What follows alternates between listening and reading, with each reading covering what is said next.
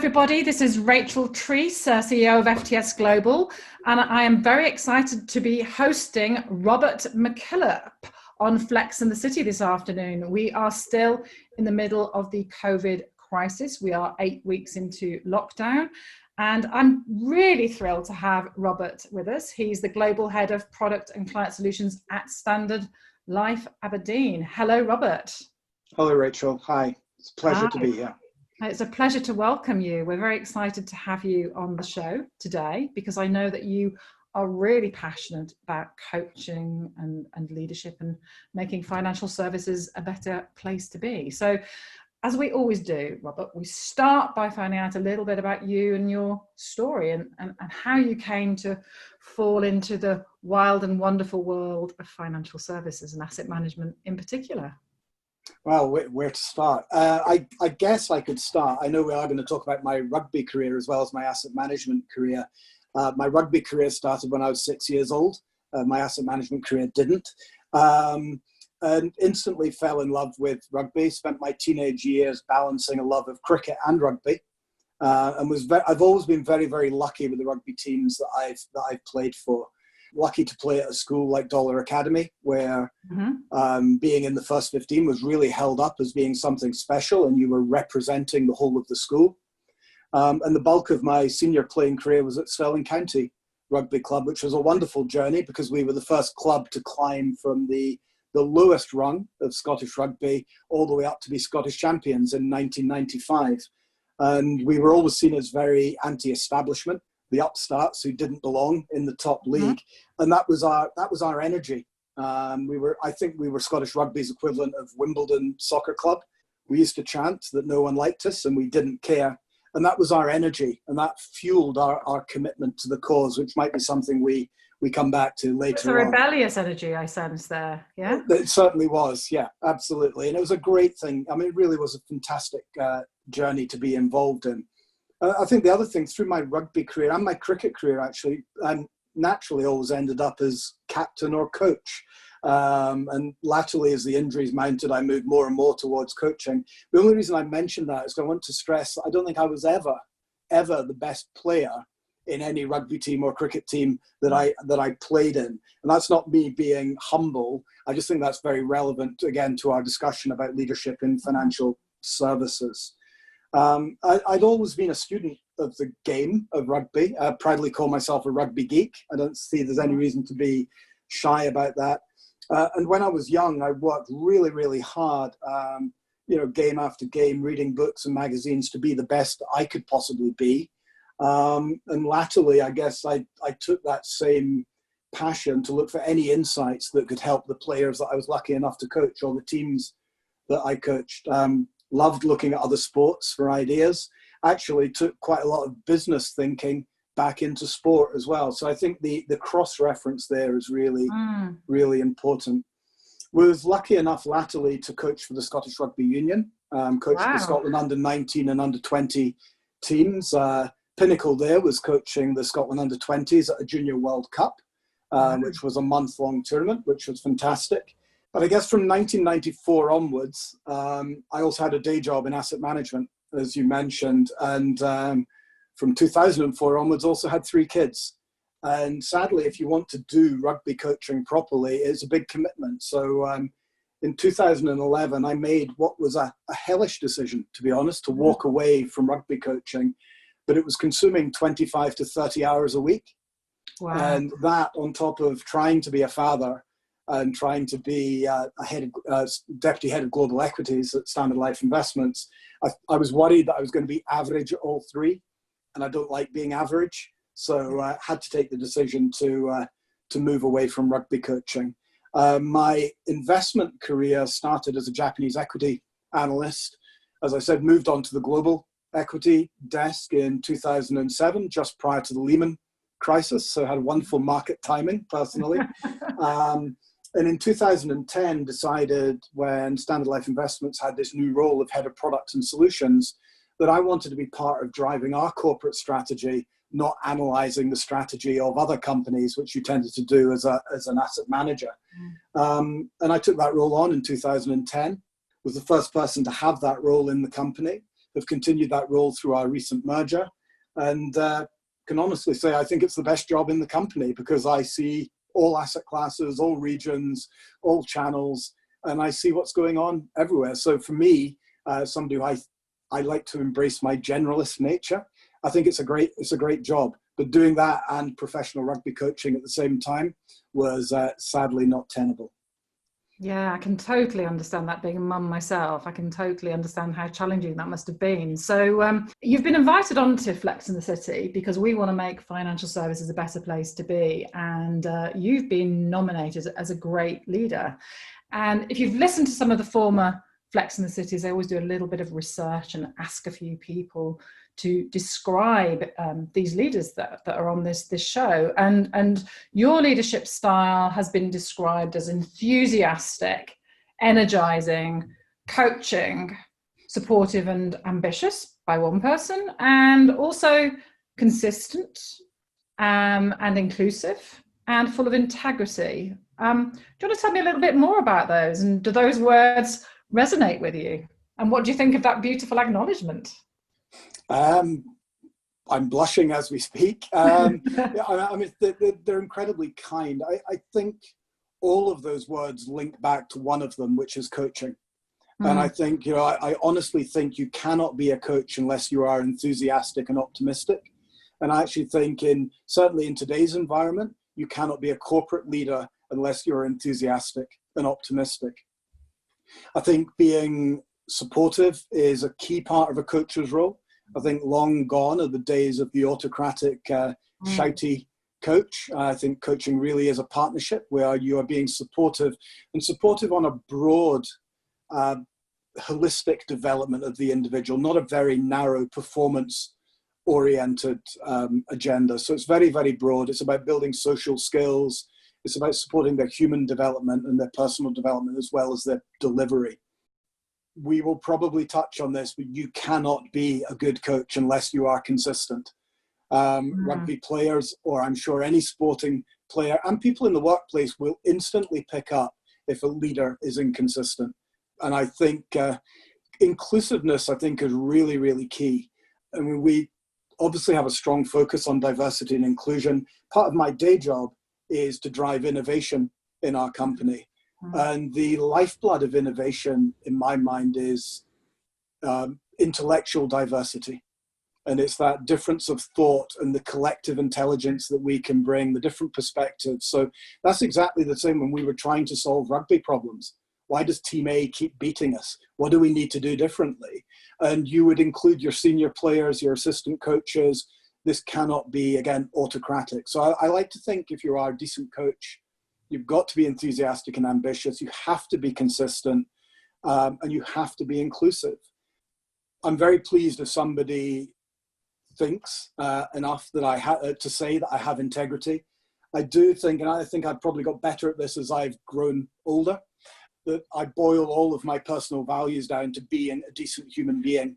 And as I walk away from a meeting, or I walk away from an interaction with one of my team, that's something that I can look back on and say, did I behave like a decent human being? And I think deep down, we all know what a decent human being would do. So rather than having fancy words, I like to boil my own values down to, am I a decent human being or am I not? And that's about clarity of communication, simplifying the language. And I think that's something that you've experienced when you've coached in rugby, clarity of communication, right? Yeah, so coming from an industry that loves to make things sound complex, when you coach adult players, there can be a tendency when you're learning as a coach, and I fell in this, so you learn and you develop as you go as a coach, that you try and talk very intellectually to make yourself sound good. And you're missing the point that if all of your players need to decode what you've said and they all walk away in a bunch saying, what the hell's he talking about now? They can't put it into action. So you've actually failed very badly as a coach, because the key part is to help those players put into action what you're talking about. And I have to say, and this is quite sad, so I got to that pinnacle of coaching at a Junior World Cup and probably didn't fully understand that. And about 5 years later was asked to help coach with a local under-8s team. and realize that you have to speak in words of one syllable when you're coaching children. And it was the best message I ever got. And if you ever want harsh feedback, coach some 7-year-old rugby players and ask them how much they enjoyed it in the car on the way home, because they were brutal. And I realized then that clarity of communication is so, so important. So with my team today, when we do updates to the team, my leadership team hate me because I say you only have 5 minutes. I don't care what your agenda is, you have 5 minutes. Because if you can't say what you need to say in 5 minutes and get the message across, then you're probably either padding it out to make yourself sound good.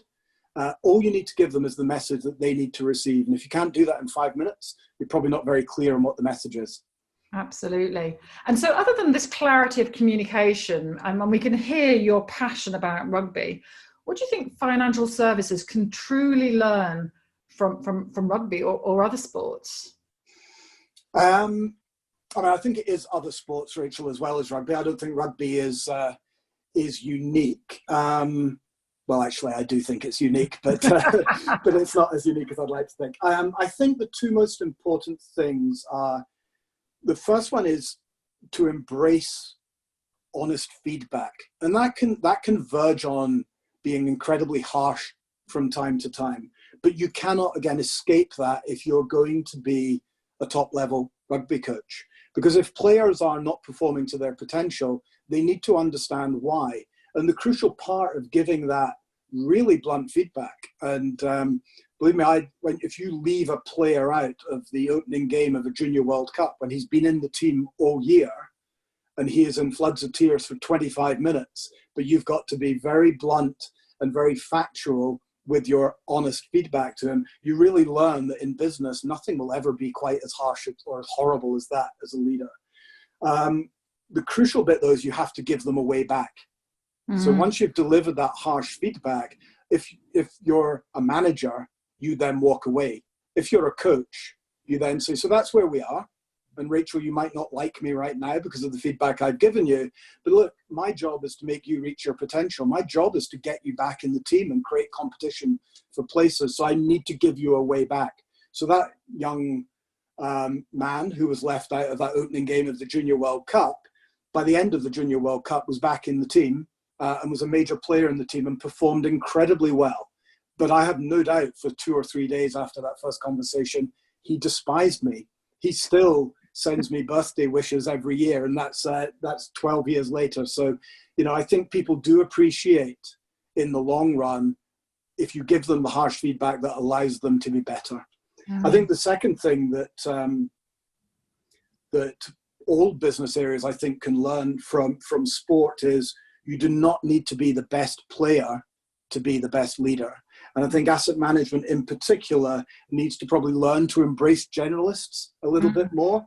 We are a terrible industry for the best portfolio manager, the best salesman, the best product developer becoming head of that team. And actually we bake in expectations very early on in their career that if you are the best portfolio manager, at some point you will be leader of the team. And actually they might be a wonderful portfolio manager, but have no leadership skills whatsoever.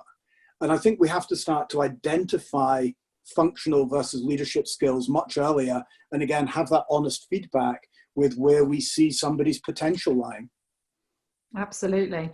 And so I'm really curious to know, of all the rugby leaders in the world, who have you found to be the best leader and why? I do honestly think as a sport we are so lucky to have so many strong leaders around.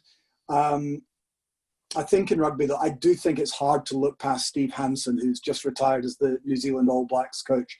Maybe not for the obvious reasons. I mean, he had a fantastic win ratio, featured in 2 World Cup winning coaching teams.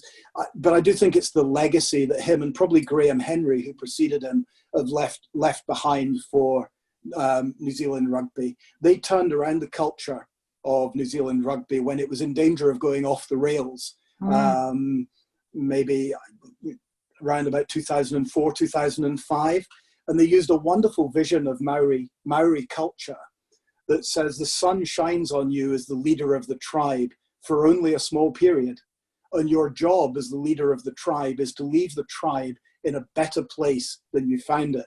And I think, you know, Steve Hansen will be really disappointed that England knocked him out of the World Cup in October. But I think he'll look back on his career and the legacy he's left and say, you know what?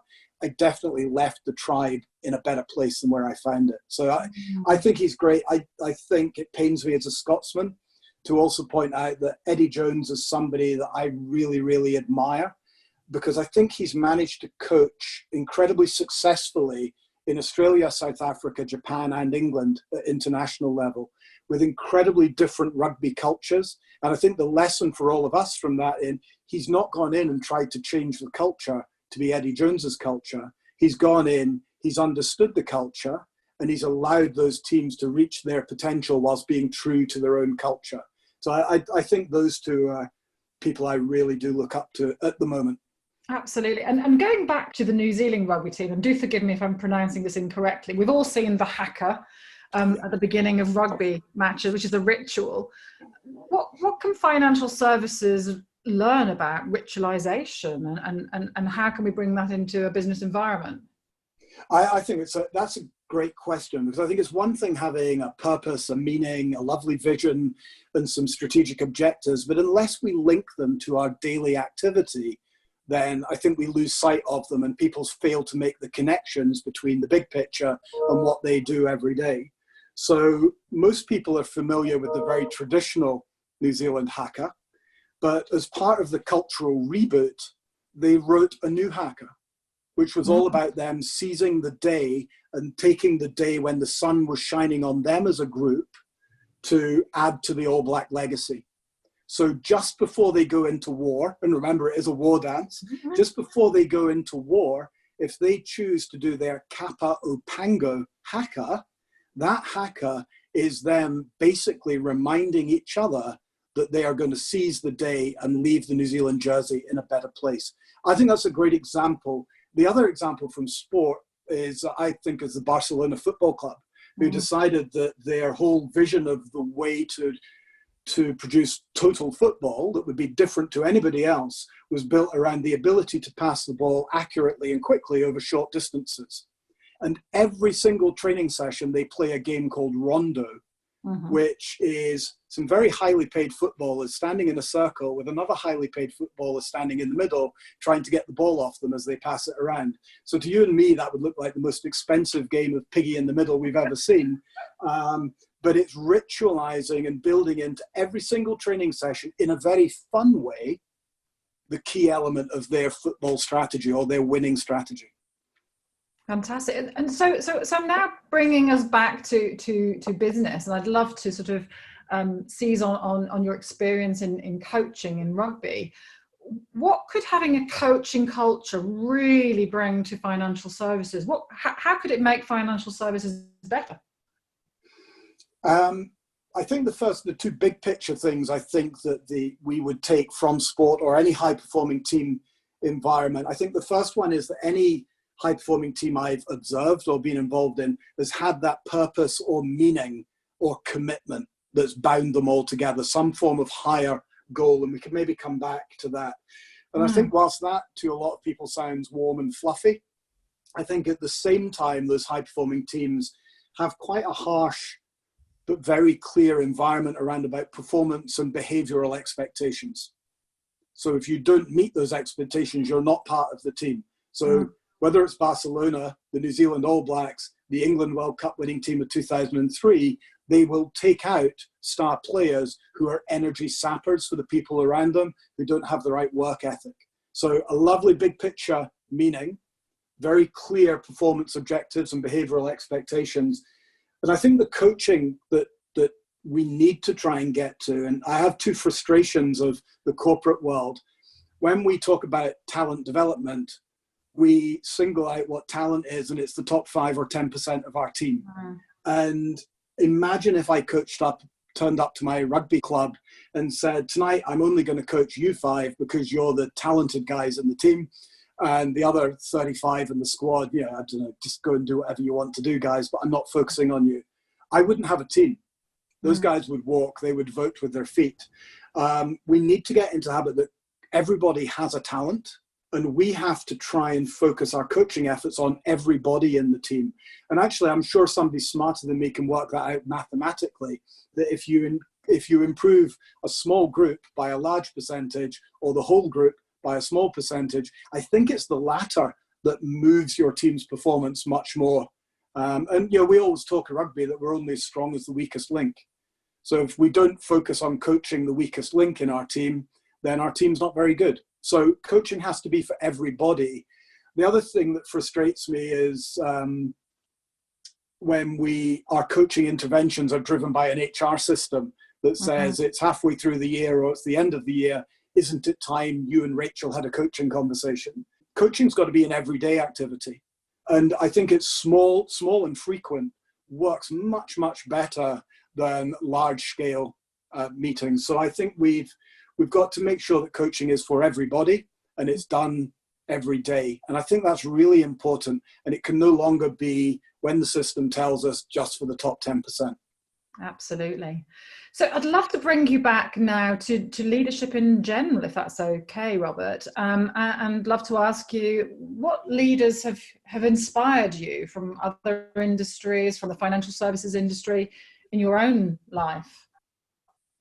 I'm a magpie or a horrible thief of little bits of everybody I encounter. So I said earlier on I was a rugby geek. I am a little bit of a geek about leadership, and I use that word as join the club. Choice. Yeah, join and I love looking around, whether it's rugby or whether it's other sports. I mean, the best sporting book as an ex-rugby coach on leadership that I've read is The Barcelona Way, about how Pep Guardiola kept the culture going at Barcelona. And it's a fantastic book. And actually compare and contrast that with a very good book called Legacy about the New Zealand All Blacks, and you will see the similarities of high-performing culture. So there's loads we can learn from sport. I have a Bible called Extreme Ownership, which is written by an ex-US Navy SEAL, which I think is a wonderful way of looking at leadership. But yeah, I've been lucky enough to meet rugby coaches, to meet business leaders, and I shamelessly steal the little bits that I think work well for me. But I think it's really important that it has to work well for me, Rachel. If all I am is a mishmash of the best bits of other people, then I'm not going to be authentic, and I'm not going to do things my way. And one thing I learned in my international rugby coaching career, my first season, I tried to coach the way I thought the players would expect to be coached, and I reached the end of the season really quite frustrated. And I was lucky enough to have John Jeffrey, the ex-British Lion, as my team manager. And I told him over a quiet beer, like rugby players do, about my feelings. And he encouraged me next year to come back and do it my way. And I finished the season much more comfortable with the way I'd done it. I felt the results were better, but I knew that I'd been true to myself, and I didn't find it frustrating. I found it invigorating. Whereas the first year, it was the biggest coaching appointment of my life, and I find it constraining. So I think we have to do things our own way as a leader. You've got to do it your way, but there's nothing wrong with taking the best bits from a whole load of other leaders, because there's some wonderful leaders out there in all walks of life. Absolutely. And so I'd like to bring us back, if I may, to asset management. We are in the middle of COVID. We are in the new normal. We will be coming out of this new normal and into another new normal. And so we're going through generally across the world a period of great change. So I'd love to ask you, what skills do you think are going to be really needed by financial services leaders now and in the future, and as we come out of COVID? What's going to make the difference? I think asset management is about to face probably the biggest secular change that it's faced in decades. And I think those changes were in place prior to COVID. I actually think what COVID will do will accelerate a lot of those changes. I think most executive leadership teams are probably assessing what they want to look like when they come out of the crisis. I'm sure they spent the initial period making sure everybody had the right technology to work from home. They probably spent a period making sure the company was responding appropriately to the COVID crisis for its clients as well as its employees. But I think now minds must be turning to what do we need to look like going forward. And I think digitization is a theme that will change the industry hugely, from how we manage clients' money to the services that we offer to clients. We look at BlackRock and the success of their Aladdin software already. I mean, there's the largest asset manager almost acting like a technology company already. It will also change how we interact and engage with our clients and customers. So I'm not sure if I use the sporting analogy that it changes the rules of the game or the game that we're playing, but I do think it's a massive leap forward in the skills that we need, or the strength and conditioning that we need as companies. And we will need to find new players with new attributes. Data scientists, I think, are an obvious place to look. How do we augment our fundamental human decision making with the use of alternative data? I think is a real challenge for asset managers, but quite an exciting. Is it a challenge or an opportunity? And I guess this gets to it, right?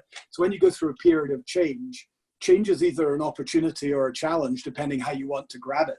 So the ability to use alternative data and big data in investment decision making, if you want to grab that, is a wonderful opportunity.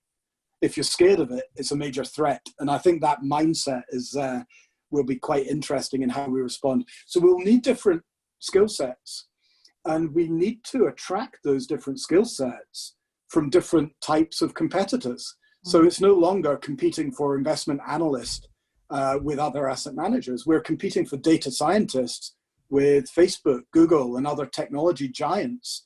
And I think, how do we convince those young people that we are serious about data and digitization? I think it's going to be a big challenge for the industry. But I guess more relevant for this call, when you're going through that period of really significant change, I think leadership is going to become more and more important in asset management. If I could be slightly facetious, when your margins are 35% and you have a down cycle and you go to 30%, but you know markets will recover and you're back at 35, leadership's maybe not quite the competitive differentiator that it is in other industries where profitability levels are much lower. I think as we go through this structural change in asset management, and some of the forces of those changes, digitization we've mentioned, shift from active to passive management is well underway. Public markets to private markets is not quite as well formed, but retiring baby boomers. We've got massive intergenerational transfer of wealth. All of that money going to young people who probably don't want to have their assets managed the same way as mum and dad had them managed. And then you've got emerging middle classes in Asia. So again, there are loads of opportunities for asset managers who grab them. But if you want to stay as a provider of long-only liquid investment components, that's going to be quite challenged going forward. So that transformation is going to require leadership. And I think the one thing I talked about, the need in a high-performing team environment to have a purpose, a mission, and then a vision of where you want to get to. And I think that's going to be really important in asset management, because I think as we go through this, there will be a natural V-shape, both in terms of sometimes our employees' confidence and their understanding of where we're going, but quite likely in the industry level profit and loss account. And I think the thing we need to keep people motivated and engaged through that is a clear picture of the promised land and why they should stick with us. So I think leadership in terms of driving change and leading the way to that new promised land, I think is going to become really important for asset management. Right. And so because we're in the middle of COVID right now, Robert, has COVID taught you anything as a leader? What is the lesson from COVID for you personally? Quite a lot. I mean, it is the mother of all agile working experiments, I think. I have a team of just under 200 people, normally spread across 14 offices. Almost overnight, that became almost 200 people in almost 200 locations. So even if I was the micromanaging type, which I'm not, it is impossible. So autonomy becomes really, really important.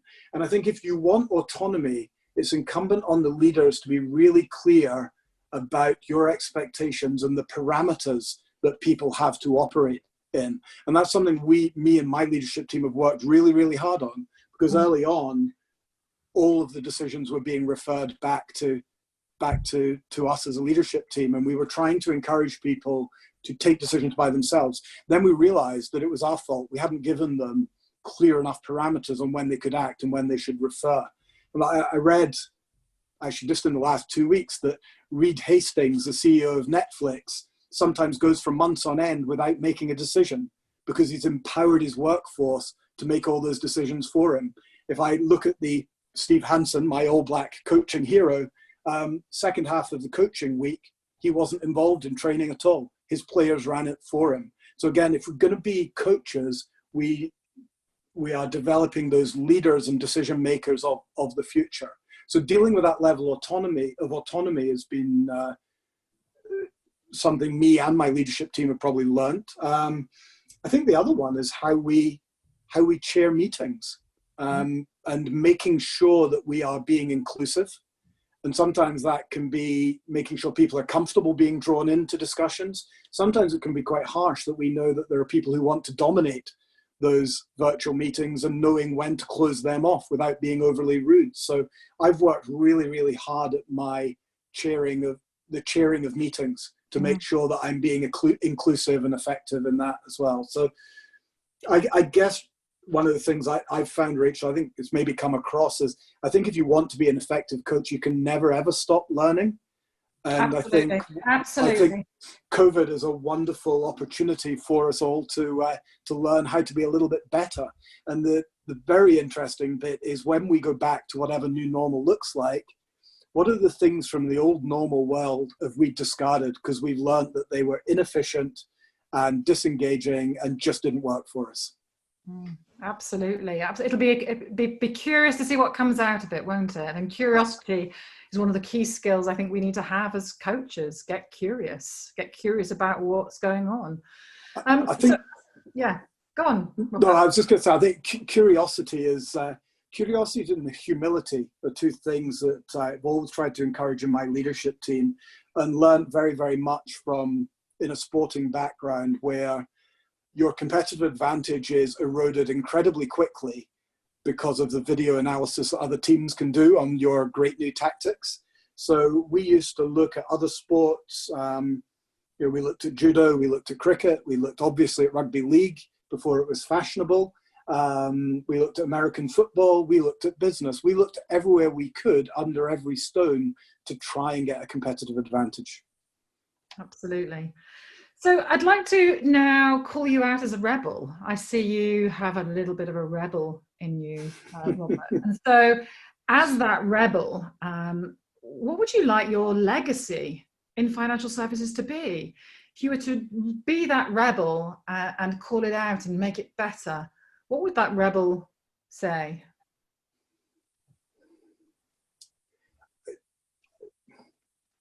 I think it's, without sounding arrogant, one of the things that pleases me most about my rugby coaching is that I've not been involved at the top level since 2011. But some of those players that I coached will informally still send me happy birthday wishes, still call me coach. A lot of them, and actually it's very interesting, a lot of them are now rolling out of professional rugby and want to get a job in the commercial world. And they come to me for help. And they still respect me. And I kind of feel that if my role was to develop those young men holistically rather than just as rugby players, the fact that they still come back to me for help 10 or 11 years later is something that I take a huge amount of pride in. People quite often ask me which player I coach do I take most pride in. And some of my players went on to play for the British Lions, but it's none of them. It's actually somebody who got injured very, very early on and joined my coaching team and is now director of rugby at one of the top rugby playing schools in Scotland. And if I played even a small part in the journey of getting him there, and that's part of my legacy, that'd be great. So if I had any chance, Rachel, of having the same legacy on individuals' lives in my professional career as I had in my rugby career, I guess I'd be quite a happy old guy. So Robert, I have to ask you, if you were able to coach a dream rugby team, who would it be and why? That is a difficult question. My head would say the New Zealand All Blacks. My worry there, Rachel, would be that there's only one way I could probably take them, which would be a bit of a career risk. I guess as a Scotsman, my heart would say Scotland. But the more I think about it in terms of having an impact, it would be fantastic to take one of the perceived sleeping giants of world rugby, like the USA or Canada, and coach them with the same level of success that I guess Eddie Jones had with Japan, where he took them to a World Cup and they beat South Africa. And they really are now a credible rugby force. So yeah, I'd love to take a sleeping giant and have an impact. Absolutely. And so my final question, if there was one thing you would advise leaders in financial services to do, what would that be? Please be curious. Love it. Love it.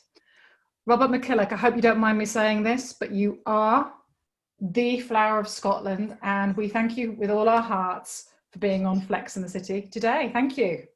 Thank you, Rachel.